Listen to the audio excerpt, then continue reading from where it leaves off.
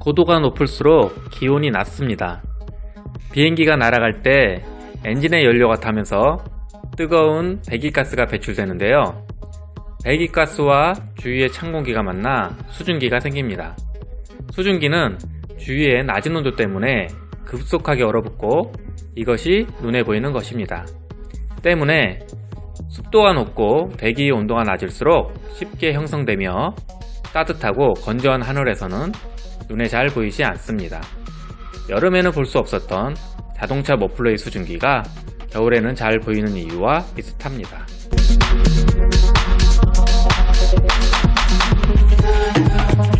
그냥 구름에 소금을 뿌리고 있는 거예요. 구름씨 뿌리기라는 거죠. 자, 우리는 겨울에 사람들이 미끄러지고 차들이 도로에서 미끄러지는 것을 막기 위해 암염을 사용한다는 건 알고 있어요. 가뭄은 전 세계 많은 곳에서 큰 문제예요. 식수 부족, 메마른 토양, 시들어가는 식물. 그런데 구름씨 뿌리기가 이 문제를 완전히 해결할 수 있어요. 간단히 말해 이 전 과정은 눈이나 비를 내리게 하기 위해서 화학물질을 구름에 파종하는 것 같은 거죠. 이 과정에 다양한 물질이 필요해요. 예를 들어 밝은 노란색의 요오드와 은, 드라이아이스, 그리고 심지어 흔한 식탁용 소금까지. 이 물질들이 서로 섞여 구름을 두껍게 합니다. 구름이 클수록 비나 눈이 올 가능성이 커져요. 이런 식으로 진행돼요. 물은 증발해서 대기로 가스 형태로 상승해요. 거기서 식어 구름으로 형성되죠.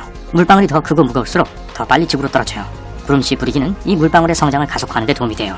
비행기들은 구름 속에 화학물질을 쏘거나 근처를 비행하면서 방출해요.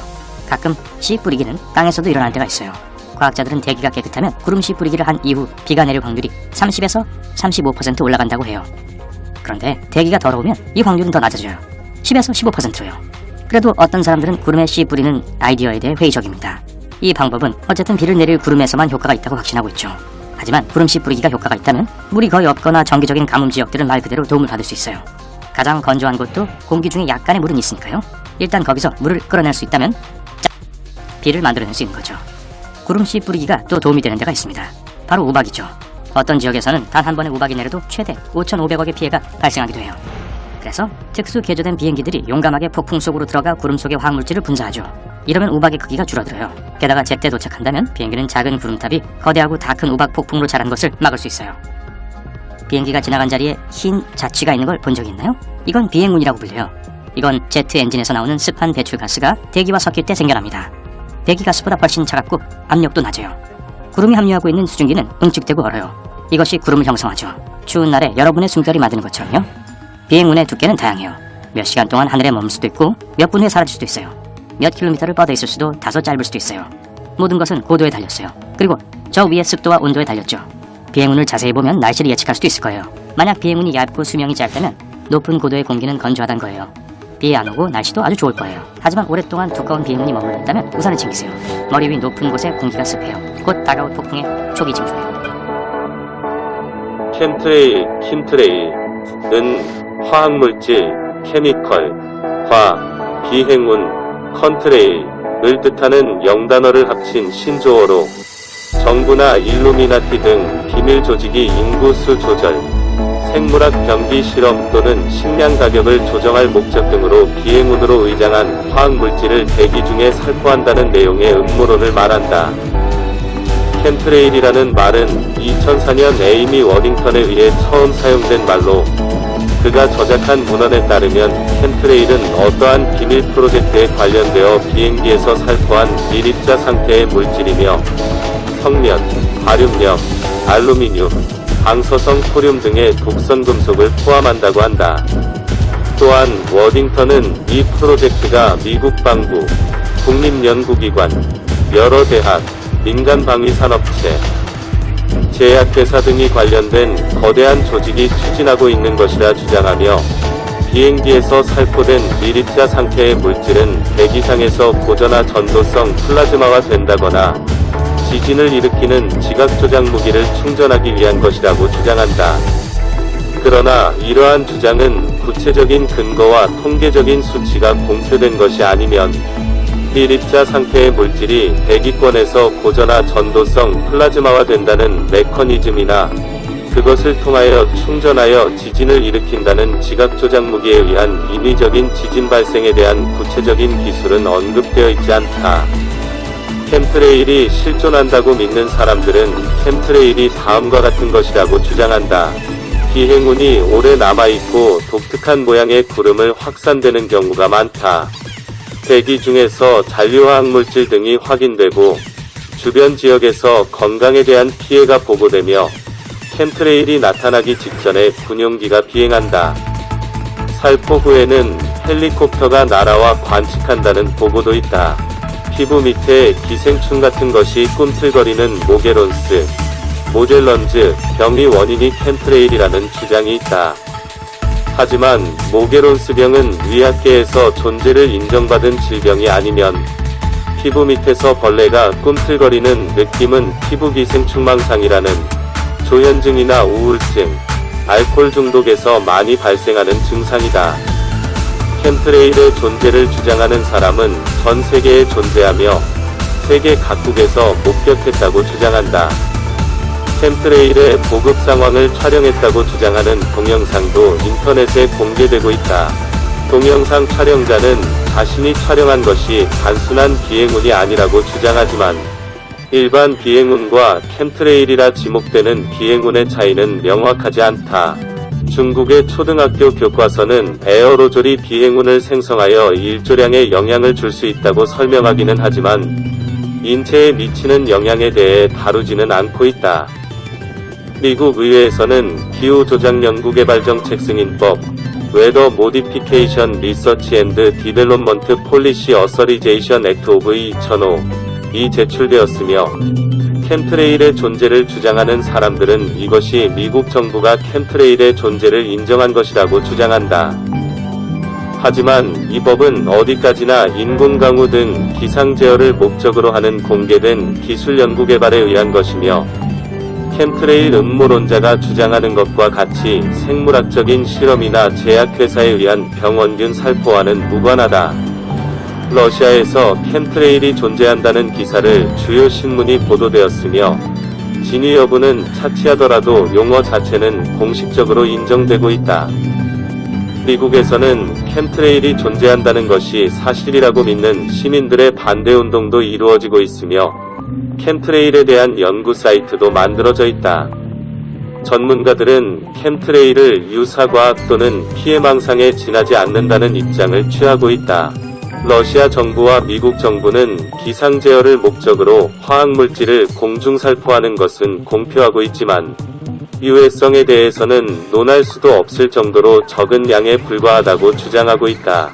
2006년 미국 방송국 NBC가 전국으로 방송한 뉴스 프로그램에서 켐트레일에 대한 특집을 편성하여 켐트레일 피해를 호소하는 주민과 그에 대한 여러 전문가의 부정적인 시각을 보도했다.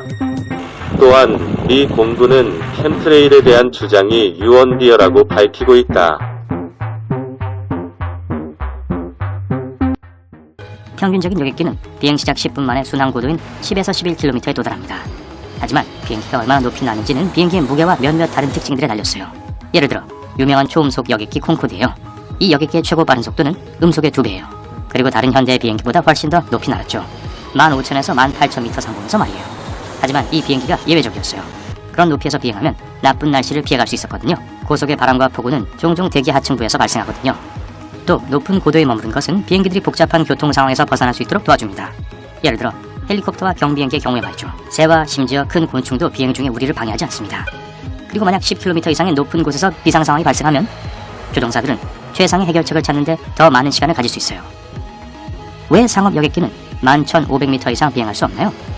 못해서가 아니에요. 그냥 그렇게 안 한 것뿐이에요. 만약 그렇게 하면 심각한 안전 문제가 생겨요. 우선 비행기가 그렇게 높이 날면 안전한 고도로 돌아가는데 더 많은 시간이 필요해요. 그리고 급강압과 같은 비상사태에서는 매 초가 중요하죠. 더 낮은 고도에선 또 비행기들은 바람에 의존할 수 있어요. 만약 너무 높이 올라가면 공기 중에 머물기 위해 너무 많은 연료를 낭비하게 돼요.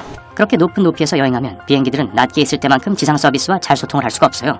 일단 비행기가 너무 높이 올라가면 공기는 기계를 계속 앞으로 나아가기에 충분한 양력을 제공하지 못합니다.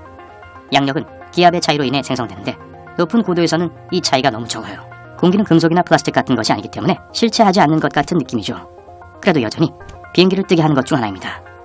비행기가 우주로 향하고 있다고 가정해볼게요. 넓고 영리하게 디자인된 날개와 초강력 엔진을 갖고 있죠. 하지만 더 높이 올라갈수록 공기는 더 희박해져요. 공기가 거의 남지 않을 때까지요. 그리고는 거의 진공에 가까운 상태라서 그 무엇도 비행기가 더 나아가는 데 도움을 줄 수 없죠. 그래서 우주에 가기 위해선 여전히 로켓이 필요해요. 그리고 마지막으로 비행기는 너무 무거워서 너무 높이 날지 못하는 거예요. 기계의 무게가 무거울수록 일정 고도에 도달하는 게 더 어려워져요. 비행기는 날이 너무 더우면 이륙하지 않아요. 우선 제트 엔진은 극한의 온도를 좋아하지 않아요. 불볕 더위와 더불어 더 큰 문제는 항공기는 공중에 떠오르기에 충분한 양력을 생산할 수 없다는 거예요. 그리고 여러분 이미 알고 있죠? 양력이 없으면 비행도 없다는 걸요. 이 양력을 생성하려면 비행기 주위의 공기는 충분히 밀도가 높아야 해요. 하지만 공기가 뜨거울수록 밀도는 낮아져요. 온도가 오르면 공기 분자는 가열되어 더 빨리 움직이기 시작해요. 또 서로에게 멀어져 서로 간에 더 넓은 공간을 만들죠. 이렇게 낮은 공기 밀도가 생성됩니다. 날개에 밀어낼 그것이 충분하지 않아요. 그리고 필요한 양력을 생산할 수도 없고요. 비행기가 이륙하거나 착륙할 수 있는 최고의 온도는 항공기 활주로의 길이, 유상 하중, 그리고 공항 고도에 달려있어요. 대부분의 경우 섭씨 43도에서 52도예요. 비행기는 허리케인을 뚫고 날 수 있어요. 그리고 네오보다 비행에 덜 위험해요. 왜죠? 가장 치명적인 허리케인은 수천 킬로미터를 이동할 수 있어요. 그리고 그 영향은 그 후 며칠 동안 지속될 수 있습니다. 대부분의 허리케인은 네오보다 훨씬 낮은 고도에서 형성돼요. 그래서 비행기가 허리케인의 특정 부분 넘어 쉽게 날아갈 수 있는 거예요. 물론 태풍의 눈 주위에 정난 운을 통과할 상업용 비행기는 없을 거예요. 또한 그곳의 바람은 가장 강력해요. 하지만 허리케인의 중심에서 멀리 날아가는 동안은 비행기는 위험하지 않죠. 네오 같은 경우 거대한 구름 구조를 만들어낼 수 있어요. 구름의 꼭대기는 18,000m 이상이 이를 수 있어요. 이건 상용 비행기의 평균 순항 고도보다 거의 2배 높은 거예요. 그래서 비행기가 네오를 만났을 때 조종사들은 우회 경로를 찾거나 그냥 되돌아가려고 하죠. 가능하다면 비행기들은 에베레스트와 같은 엄청 높은 산 위를 나는 것은 피합니다. 비행기가 히말라야 위를 나는데 기내 압력이 떨어지기 시작했다고 상상해보세요. 문들 중 하나가 잘못 잠겼을 수도 있고요. 아니면 창문이나 동체에 금이 갔을 수도 있죠. 승객과 승무원들은 산소 마스크를 착용해요. 하지만 산소는 15분에서 20분 안에 고갈될 거예요. 10,000m의 고도에선 이건 재앙이에요. 그래서 조종사들은 비행기를 3,000m 고도로 떨어뜨려야 해요. 그 높이에선 승객들이 산소 마스크를 사용하지 않아도 숨을 쉴 수 있거든요.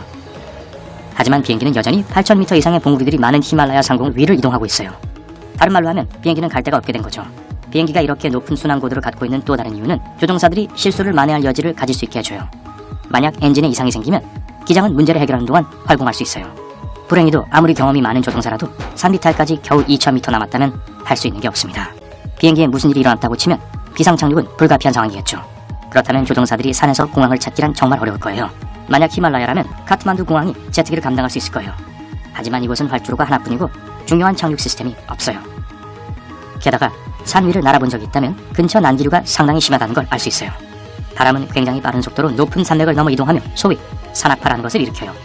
그리고 난기류 그 자체는 위험하지 않아서 항공사들은 여전히 산악지대를 피해서 항로를 계획합니다.